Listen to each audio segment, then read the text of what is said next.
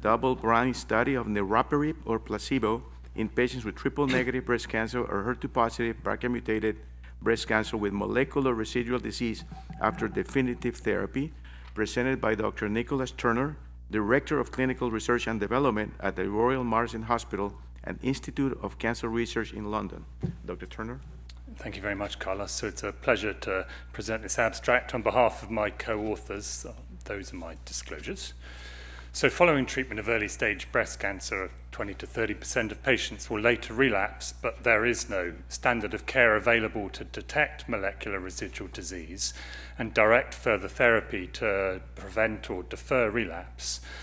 Circulating tumor DNA testing in plasma may identify MRD that persists after completion of therapy, with ctDNA detection associated with a very high risk of future relapse.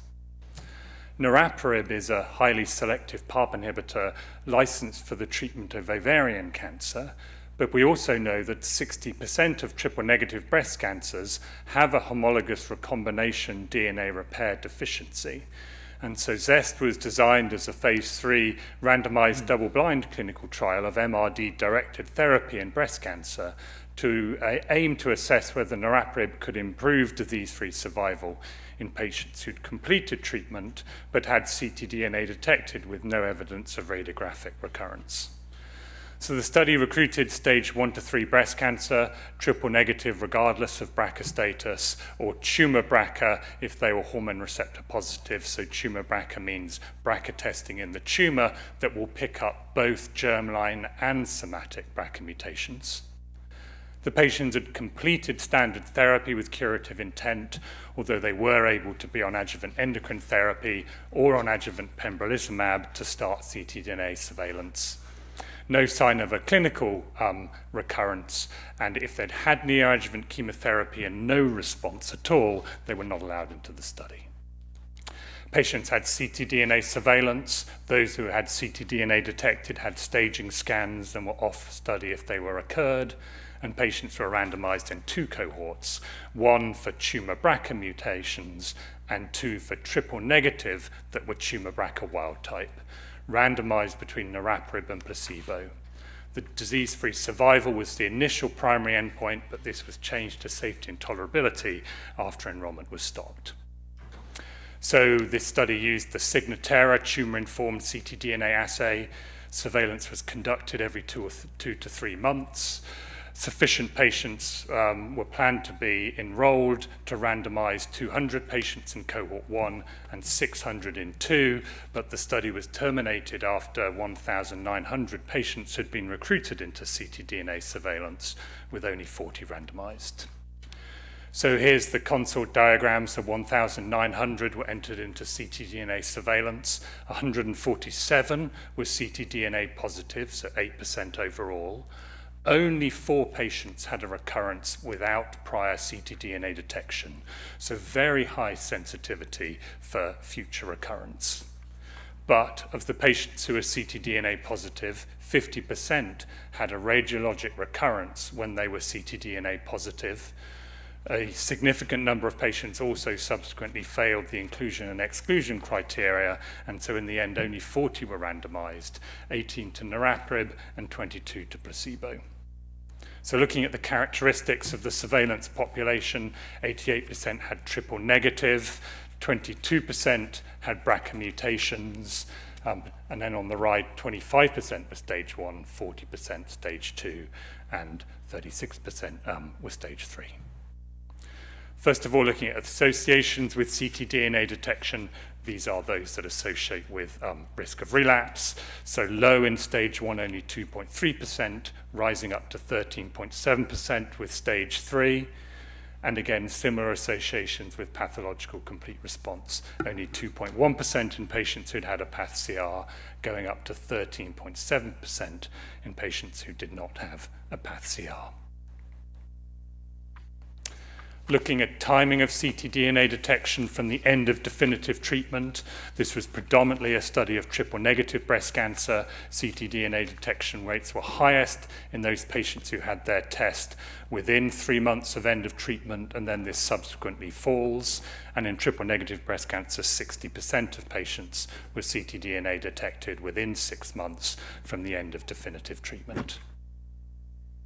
We next tried to tease out the factors that are associated with diagnosing a recurrence at the same time of ctDNA detection. So first of all, looking at the study visits. So those patients on their very first test or visit had a 52.5% rate of recurrence when they're staging scans.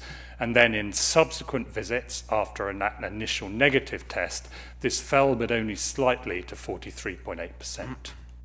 On the right is the ctDNA level, the burden of ctDNA at detection.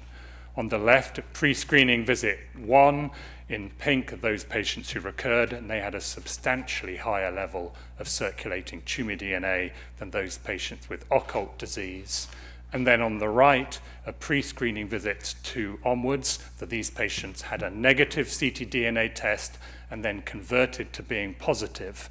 And you can see that some of these patients had a very high level of ctDNA, even though their test was negative only approximately 3 months earlier. And this really tells us something about the pace of disease in these patients, and therefore the difficulty of trying to intercept that with ctDNA, although potentially more sensitive assays could have picked it up earlier. And then finally, just looking at the randomized patients, because of small numbers, both cohorts were combined. I just want to highlight that in the patients treated with niraparib, only one of them had a tumor BRCA mutation. And here are the data for recurrence-free interval. We must, of course, be very cautious. This is only 40 patients who are randomized. But there was an improvement in median recurrence-free interval from 5.4 months on placebo to 11.4 on niraparib, with a hazard ratio of 0.66, but with wide confidence intervals well crossing 1, reflecting the small number of patients randomized. And I just need to highlight that investigators were unblinded at the time study enrollment was terminated. And so just to conclude, ZEST was the first phase 3 trial of MRD-directed therapy in breast cancer, but was terminated early because of the low randomization rate. This in part reflected the broad entry criteria, including low-risk patients, that resulted in relatively low rates of ctDNA detection, but also a relatively high rate of metastatic disease at the time of ctDNA detection. For patients who are triple negative, ctDNA detection occurred most frequently on the first test, with 60% within the first 6 months after the end of treatment, consistent with the early recurrence that is typical of triple negative. And then there was this high rate of radiographic recurrence at the time of ctDNA detection, providing support for strategies to start ctDNA testing earlier in the trajectory of triple-negative breast cancer. And of course, the trial was not powered to evaluate the effect of niraparib versus placebo. However, recurrence-free interval was numerically longer with niraparib. Thank you.